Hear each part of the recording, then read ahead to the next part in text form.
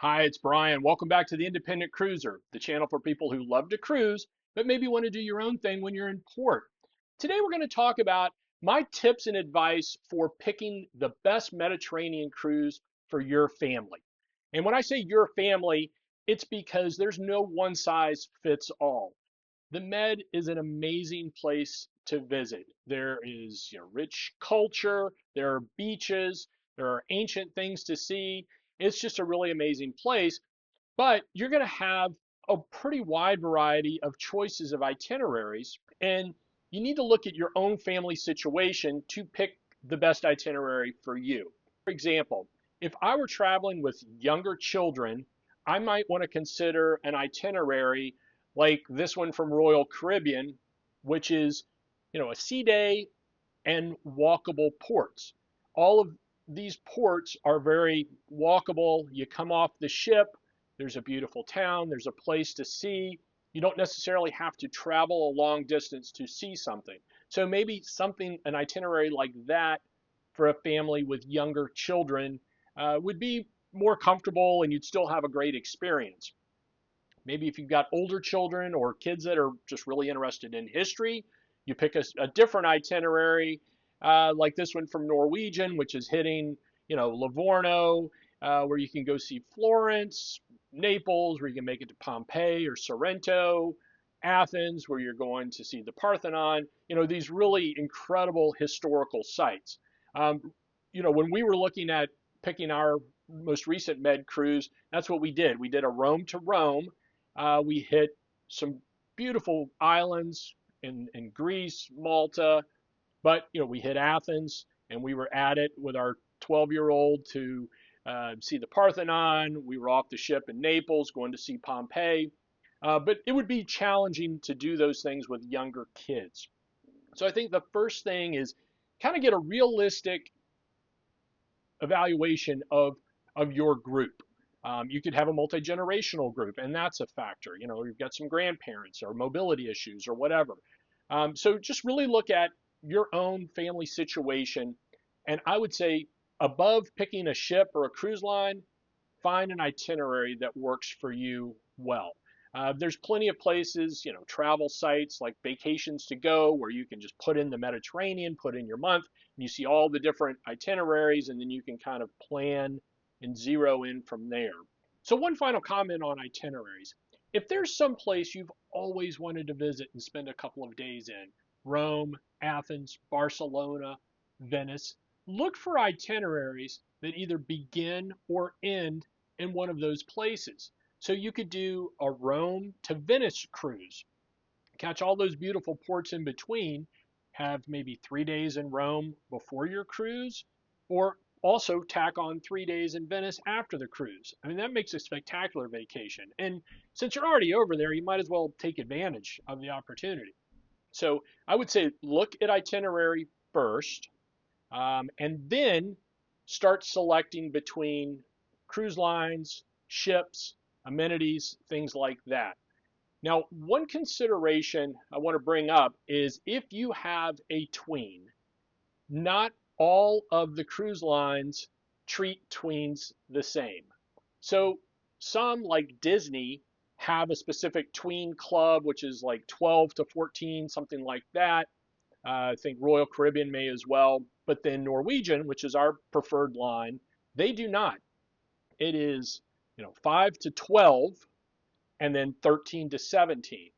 So I know, our 12-year-old, she didn't have like the best experience in the kids club because it was a lot of, younger kids there, not many kids her age.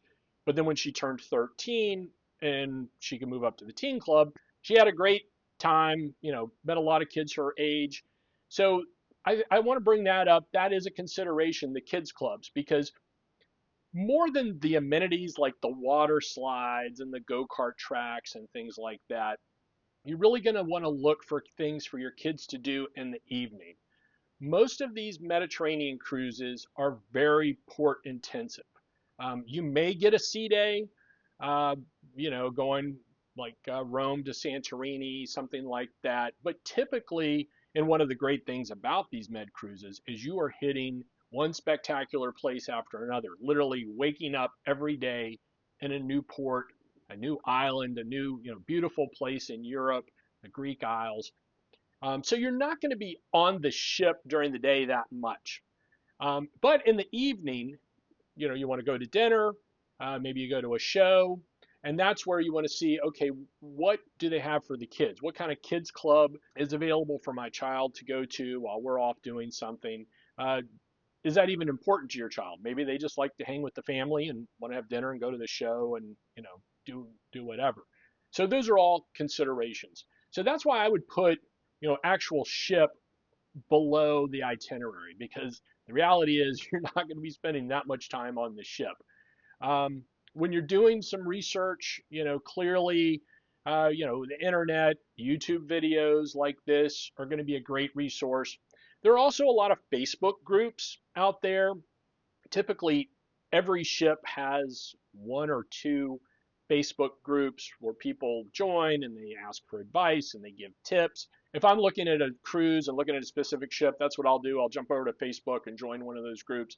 I will say I would take the reviews of the ship with a grain of salt. Everyone has a very different opinion of these ships. You'll see somebody post, just a scathing review of a ship, and then you'll have 30 commenters say that wasn't my experience at all. I loved it. I thought the food was great, whatever. So those are kind of are hit and miss.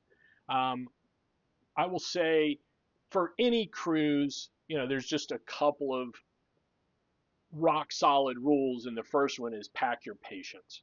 Most of these ships, particularly in the Med in the summer when you're traveling with your family, they're going to be filled to capacity. They're going to be crowded. You're going to have to wait for elevators. You're going to have to wait for dinner or a spot by the pool. So you just need to pack your patience when you're on these cruises and understand that they're all sailing at capacity. Definitely each line does have a little bit of its own personality. You have like Princess and Celebrity, which are known for more adult, older populations. Certainly Carnival has its reputation. Royal Caribbean has a very loyal base. Disney for families and kids is terrific. We love Norwegian. We like the freestyle aspect of it where you don't need a dinner reservation. You don't have a fixed dinner time. You just kind of show up. They hand you a pager if your table's not ready right away, just like you would at any other restaurant. And we love Norwegian for that aspect, for the freestyle aspect of it. Speaking of crowds, uh, most families, you're going to be restricted to those summer months because of school schedules. And I will say right up front, and I've mentioned this in all of my other videos, the Mediterranean in the summer is very hot and very crowded. So again, when you're talking about packing your patience, it's not just on the ship, it's when you're off the ship doing these excursions. And that's a consideration when you're looking at your group. How hardy is your group? Can do you think everybody would be okay being out for 8 hours, train to Pompeii, or ship excursion to Pompeii, walking around for 2 or 3 hours in the heat, and then coming back to the ship? That's where I think these other itineraries may be more suitable. You're in Dubrovnik, you walk off the ship, you see this gorgeous place, you walk around, you go to Mykonos, you get off the ship, you walk around Mykonos town, you go to the beach. Everything's very relaxed, but you're still getting that experience. Now, I mentioned packing your patience is one of the rock solid rules of cruising. The other one, in my opinion, is never arrive the day of your cruise. Always fly in either the day before, preferably for me, 2 days before. So many things can happen with airlines, connections, weather.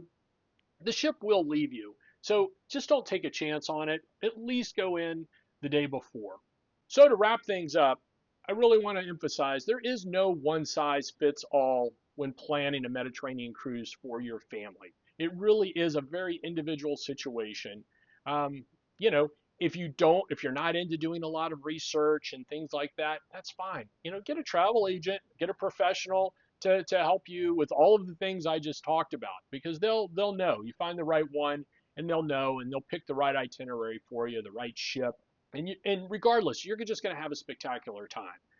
So if you've recently planned a cruise for your family and you've got some great tips or different experiences, please share those in the comments below so everyone can benefit from your knowledge as well.